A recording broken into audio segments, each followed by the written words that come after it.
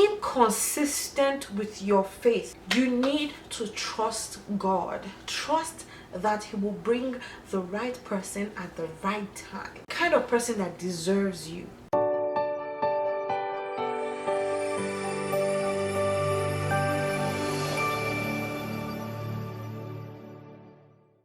Hi guys, welcome to Life and Living with Lade. Today's video was inspired by a conversation I had with one of my friends, and the conversation was about whether or not it's okay for Christians to get married to non-Christians, or basically people from different belief systems or faiths. Is it okay for them to get married? What does the Bible say about interfaith dating? First of all, in the Bible days, there was really no dating. In fact, they just got married. That's how it worked. So the Bible specifically says in Deuteronomy 7:3, do not intermarry with them. Do not give your daughters to their sons, or take their daughters for your own sons. Should you or should you not get married to somebody from a different faith? Okay, hold on, Lade. Let's talk about the dating part first, because how am I supposed to know he's not Christian? Dating is a journey to an end goal, which should be a common end goal, and that is marriage. So if you're dating somebody without the intention of marriage, you're probably just playing around or wasting your time, which you shouldn't be doing. Enjoy your singleness until you're ready. I'm going to read from 2 Corinthians 6:14.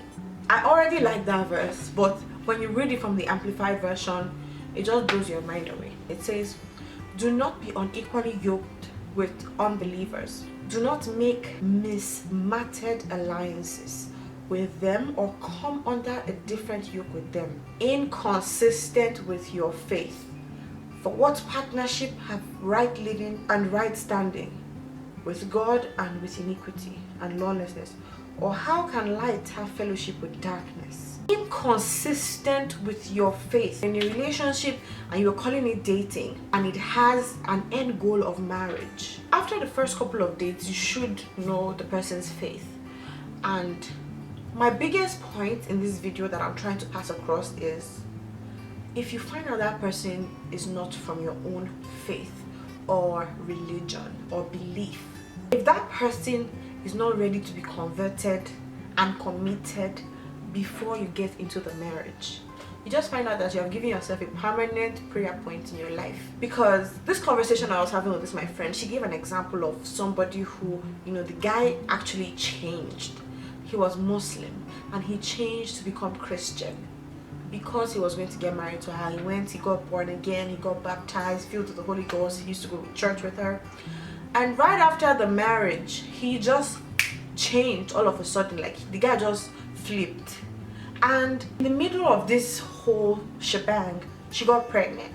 Once she got pregnant, he stopped her from going to church. And then he started to pray Muslim prayers in the house. Somebody who said, oh, I'm not a comedian Muslim, I don't know anything about Islam, it's just my parents that are Muslims. All of a sudden, he's stopping her. So he didn't really show his true color until he got married, because what he just wanted to do was to get married. So it's still dicey. I mean, that person might just be deceiving you and saying, okay, they're changing. Nevertheless, that is even a better scenario than somebody who already knows. Maybe you're already engaged to this person, and what's going on behind your mind is, he will change. That is the worst mistake you will ever make in your life, because marriage is the closest you can ever get to a person. Marriage, that is one of the greatest bonds that there is between two people. Your faith is who you are. It's intimate. It is you. It should be your totality. Being a Christian shouldn't just be a going to church kind of thing. That's besides the point. When you become born again, you are a new creation. You're a totally different person.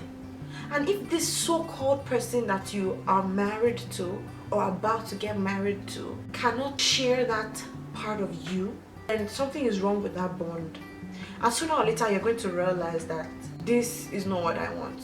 The marriage might work, but it will be twice as hard to be with somebody who you don't have the same faith with. So I wonder why young Christian girls who love the Lord end up in marriages that they remain sad for the rest of their life. Because you love God so much and you trust God so much to change somebody who's already who he is. You need to trust God. Trust that he will bring the right person at the right time, the kind of person that deserves you. Don't get me wrong, I'm not saying interfaith marriages cannot hold. I am a witness to a couple of interfaith marriages, and the last time I checked, they're still happily together and been married for a long time. He's dark, he's tall, he's handsome, he makes 6 figures, he has 6 packs. If he's not consistent with your faith, do not be unequally yoked. It's pretty simple and self-explanatory. In this new month of August, I'm going to focus on relationships. So every Faith Friday video I post from now until the end of August is going to be something that concerns relationships. So feel free to let me know if there's something in particular you want me to talk about. Put it in the comment section.